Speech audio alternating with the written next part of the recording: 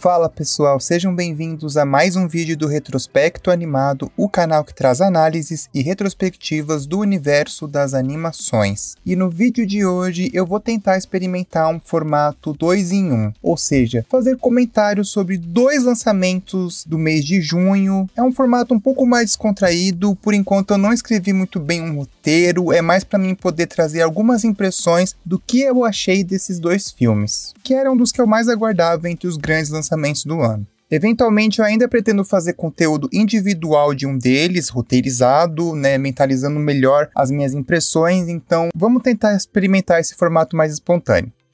Começando com Ultraman: A Ascensão, que é o novo filme disponível na Netflix, dirigido por Shannon Tindon. Para quem não conhece o Shannon Tindon, ele roteirizou uma série muito bonita em 2022 que chama Ollie, o Coelhinho Perdido, além de ter sido também o criador original do filme Kubo e as Cordas Mágicas, no qual, devido a algumas divergências criativas com o estúdio Laika, ele acabou não assumindo a direção, mas ele ficou acreditado como o cabeça por trás da história e também o character designer. E se tem uma coisa que esse cara é fenomenal, é no character design. Se você ver o Instagram dele, você vai ver um monte de artes legais, e ele também trabalhou em séries de calibre na TV, como A Mansão Foster para Amigos Imaginários.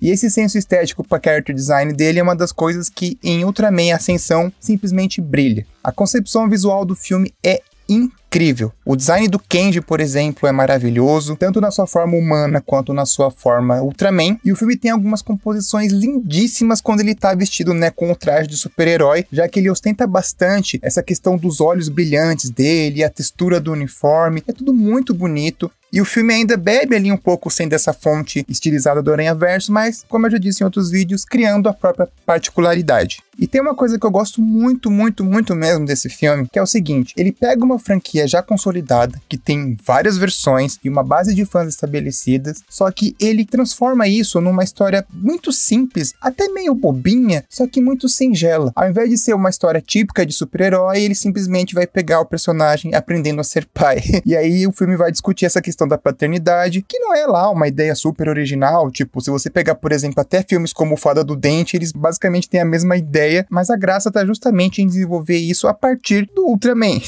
Isso permite que o filme não foque apenas nesse lado aventuresco, mas sim no lado humano da coisa, dando bastante ênfase na relação entre os personagens, tanto que até demora um pouco para ter cenas de ação no filme. Algo semelhante que aconteceu com o filme As Tartarugas Ninjas Caos Mutante, que eu gostei pra caramba também, que mostra muito ali, dessa coisa da aceitação dos meninos, e esse lado mais intimista, o flashback deles bebezinhos. Então aqui você vai ter um longo segmento dele cuidando da bebê e aprendendo a amolecer aquele coração duro que ele estava tendo, porque ele também tinha uma questão complicada com o pai. Eu acho muito bonito, assim, alguns diálogos do filme, Tem uma frase muito bonita que é: você já sentiu que nunca teve o poder suficiente, Que é uma coisa que você associa tanto ao poder de Ultraman quanto o poder de pai, O poder de mãe também, se você, dependendo da perspectiva, De você saber que você tá dando o seu melhor para dar uma vida bacana para os seus filhos, mas que nem sempre as circunstâncias vão se favorecer, mas que ainda assim você tá enfrentando, uma missão que é bastante complicada de lidar, mas é muito bonito, assim, a forma que ele interage com a bebezinha Kaiju, e isso rende alguns momentos muito divertidos, tipo aquela cena que ela escapa porque ela encontra o pai, que ela consegue escapar e ela vê a imagem do pai dela em banners, já que ele é um jogador de beisebol famoso, e eu achei a mise-en-scène dessa cena, a forma que ela é composta, assim, editada, muito divertida, porque é aquele tipo de coisa bem galhofa até, Tipo, ela vê o personagem, começa a ir atrás dele achando que primeiro ele é um balão, depois ela vai atrás de um dirigível, aí ela vê um anúncio dele num prédio. Eu acho muito legal quando os filmes brincam com essa geografia, Então eu achei isso muito legal, porque deixa de ser só aquele embate dele lutando contra um kaiju, e sim ele indo atrás do kaiju só aqui pra resgatar ela, Então eu achei isso muito bonito. O filme é meio longo, eu diria que ele tem alguns clichêzinhos, mas eu achei a vibe dele muito gostosinha de assistir. Fiquei bem feliz com esse projeto. As sequências de ação também são incríveis. Tem um segmento no clímax que é uma cena na chuva que é tão bonito, assim. Eu acho que esse filme tem umas composições lindas, A primeira cena mesmo que ela nasce, que inclusive até estampa o artbook da capa do artbook do filme, É um desses frames, assim, que eu teria emoldurado na parede e que eu vou me recordar ainda daqui a um tempo, sabe? Porque é um filme realmente com uma identidade visual muito marcante e é muito doido, assim, porque ele, a princípio ele nem seria um filme do Ultraman, né? Ele era um projeto que chamaria Made in Japan, que o Channon Tindall estava querendo desenvolver desde o comecinho dos anos 2000, só que com o tempo o projeto foi se reformulando, passando por estudos diferentes, até que ganhou essa skin de um filme do Ultraman. Eu diria que das produções blockbusters, assim, que podem aparecer no Oscar do ano que vem, eu ficaria feliz se esse fosse o candidato da Netflix.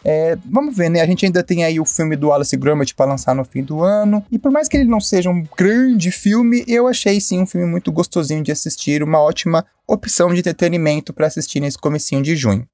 Outra coisa que eu achei muito legal também, como o vilão, por mais, entre aspas, genérico que ele seja, ele tem uma motivação crível, é uma motivação muito semelhante ao que a gente já viu lá com o Rei do Crime no Homem-Aranha e também com aquele vilão do Big Hero 6, só que aqui você entende o lado dele, você obviamente não fica a favor das atitudes dele, mas no clímax, por exemplo, eu fiquei sensibilizado assim, porque é isso, como o filme trata sobre diferentes perspectivas da paternidade, né, e como no caso do Kenji, ele tenta se sacrificar ali pra salvar a família, né? O cara quer tentar compensar, né, uma dor por ter perdido a família dele, né? Então, assim, eu achei um embate de ideias muito interessante. Eu acho que o clímax desse filme, pra mim, é muito emblemático, sabe? Eu achei o filme muito bacana. E o mais legal é que eu não tinha contato com o Ultraman, sabe? Eu não tive um contato prévio com a franquia. E ainda assim, eu consegui me divertir com o filme. Obviamente, eu não peguei, né, metade das referências que poderia ter ali em termos de fanservice, mas eu me diverti pra caramba e fiquei estimulado a ver pelo menos a série original, né, dos anos 60. Quem sabe eu não venha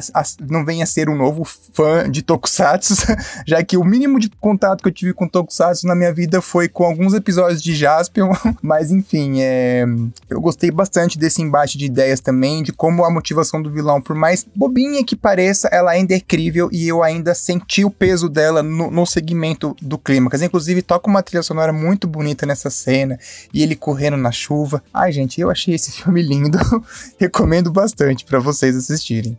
Agora vamos para Divertidamente 2. Aqui eu vou fazer só breves comentários mesmo, porque nesse exato momento eu tô editando outros vídeos aqui pro canal, então eu não sei como que vai ficar exatamente a timeline da ordem dos conteúdos que eu estiver publicando, mas eu preciso expressar, pelo menos assim, de forma um pouco mais emocional e depois escrever um vídeo solo, só pro filme mesmo, sendo mais racional, mas eu devo dizer que eu amei Divertidamente 2. Eu já gosto muito do primeiro filme de 2015, não à toa ele é do meu diretor preferido da Pixar, né, que é o Pete Docter, então eu tinha, assim, boas expectativas em relação a esse novo projeto, porque eu gostei bastante do primeiro teaser que eles tinham divulgado, e mesmo o primeiro filme sendo bem redondinho, eu ainda acho que tinha, assim, possibilidades desse universo ser explorado, né. Eu diria, e felizmente eu fiquei muito surpreso com o que eu assisti, né. A estrutura é sim muito familiar com a do primeiro filme, isso pode de certa forma frustrar algumas pessoas por parecer um mais do mesmo, mas eu diria que é um mais do mesmo muito bem-vindo, porque mesmo dentro dessa estrutura, entre aspas, repetitiva, o filme ainda conseguiu me surpreender, conseguiu me cativar, conseguiu me emocionar e me pegou de surpresa, sabe? A estrutura tá lá, você sabe que as coisas vão de um ponto pro outro, mas ainda assim eu consegui ficar tenso e consegui ficar imerso em várias resoluções ali, principalmente do clímax, que eu não tava esperando. Bom, ao começar pela qualidade gráfica da animação, a Pixar tem, né, um estilo muito já estabelecido, mas, cara, eu achei lindíssimo, assim, as texturas, e eu gostei muito mesmo da variedade que eles trazem, por exemplo, tem uma cena que aparece eles como se fosse recorte de papel, e também a cena do Bluff, que pra mim é um negócio, assim, que fez eu dar uma risada alta, genuína no cinema, sabe? Dificilmente eu dou risada no cinema, geralmente eu fico mais prestando atenção no cinema, e esse foi um filme que eu, em vários momentos, eu me peguei rindo, assim, e uma coisa curiosa, né, eu achei que esse segundo filme, ele é um pouco mais frenético, e até mais zoeira do que reflexivo e profundo, sabe, mas, só que olhando nas entrelinhas, ele tem sim muitos conceitos que são muito reflexivo, só que dentro dessa narrativa um pouco mais direta, um pouco mais aventuresca, e nem por isso eu acho que seja menor, sabe? Assim como eu falo lá no meu vídeo sobre Luca, eu acho que não tem problema, às vezes, um filme ele ser mais direto e menos alegórico, até porque eu acho que o filme compensa isso com várias outras coisas, sabe? Antes de falar dos temas em si, né, que é uma coisa que todo mundo já tá falando bastante, eu preciso falar da direção, né? Dessa vez não é mais o Pete Docter, e sim o Kelsey Mann, que até então só tinha feito alguns projetos de curtas-metragens no estúdio. E eu adorei a direção dele. né? Porque eu acho que ele consegue manter a essência do universo com aquele toque sensível do Pete Docter, mas ele consegue também trazer a própria identidade com o dinamismo que ele dirige as cenas. A cena de introdução, por exemplo, eu achei fenomenal, porque ela é muito ágil, assim, você abre com vários takes, assim, vários cortes secos do campo de hóquei, acendendo as luzes pro jogo começar, e aí você tem a Riley aparecendo, e aí eu achei tão legal, assim, como que dentro da jogatina dela, eles conseguiram reintroduzir os personagens do primeiro filme, né? As emoções que ela sente no jogo. Então, assim, ela tá feliz que ela vai começar o jogo. Aí ela fica com raiva porque ela quer marcar um ponto. Aí depois ela fica com medo de tropeçar ou trombar numa menina. E aí depois você tem ela também pegando aquelas dentaduras, né, de proteção de dente e ficando com nojo. Então, assim, e nessa, né, você tem uns cortes muito ágeis, tipo, dela jogando e as emoções nessa linha de controle. Cara, só nesses segundinhos iniciais eu já tava completamente encantado e muito investido no filme, porque ele começa num ritmo mais frenético, que é muito eletrizante, assim, e eu fiquei muito feliz de voltar pra esse mundinho também, sabe? Porque Divertidamente é uma franquia... Como eu disse, eu gosto muito do primeiro filme e eu tava com saudade desses personagens, eu tava com saudade dessa dinâmica do mundo real com a cabeça da Riley, então logo aí eu já tava super investido.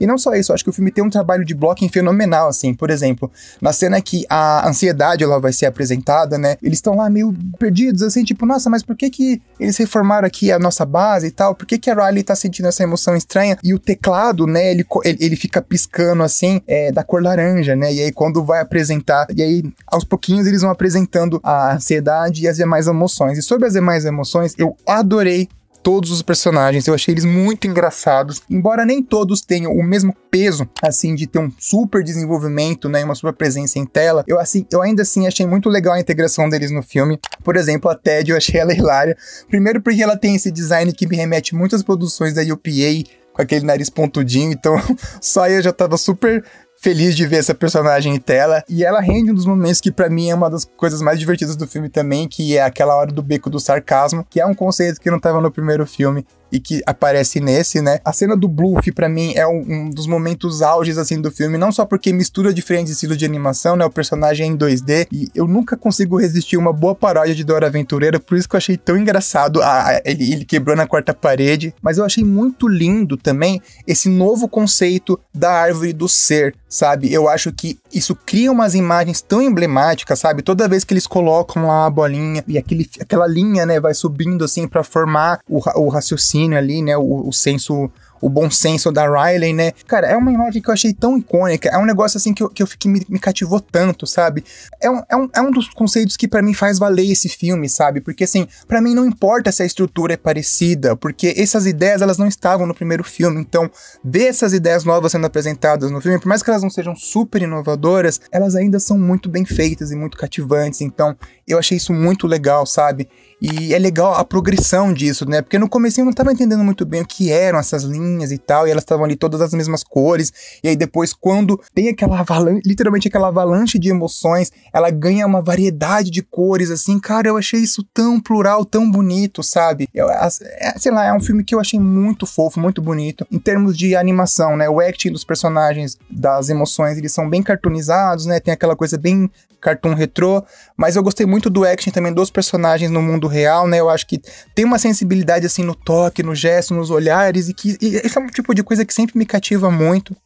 A trilha sonora também, dessa vez, não é do Michael Giacchino, mas a compositora, ela manteve muito da melodia que ele trouxe pro primeiro filme, né? E ela toca num momento tão pontualzinho, assim, numa cena muito específica, que é impossível você não sentir na alma, sabe? É desses momentos silenciosos que é só a personagem... Eu não vou dar spoiler, mas basicamente é só a personagem patinando, sabe? Só que é encaixado de um jeito tão delicado, tão sensível, gente. Eu adorei o filme, eu não esperava que eu fosse gostar tanto, né? Porque eu tava meio azedo com a Pixar, porque eu não gostei, por exemplo, de Elementos, eu achei um filme bem morno, e Lightyear pra mim é um porre de filme, achei um filme chato pra caramba. Então eu fiquei muito feliz de me empolgar de novo com um filme da Pixar, sabe? E é isso, na questão temática, eu acho que essa questão da ansiedade, ela foi aplicada de um jeito muito interessante, até porque eu gosto muito da personagem também, eu acho ela muito cativante, porque aquilo, ela tinha boas intenções, mas, né, nas circunstâncias ali do filme, ela acabou fazendo besteira, mas eu achei legal, tipo, como ainda assim eles conseguiram ter o tato de, tipo, a ansiedade, de certa forma, ela faz parte da gente, a gente tem que saber lidar, e em excesso, obviamente, ela vai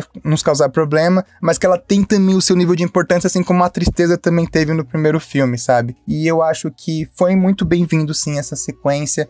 Esse é um review bem mais emocional, como eu disse, é um improviso, assim, em 2 em 1, eu não escrevi um roteiro.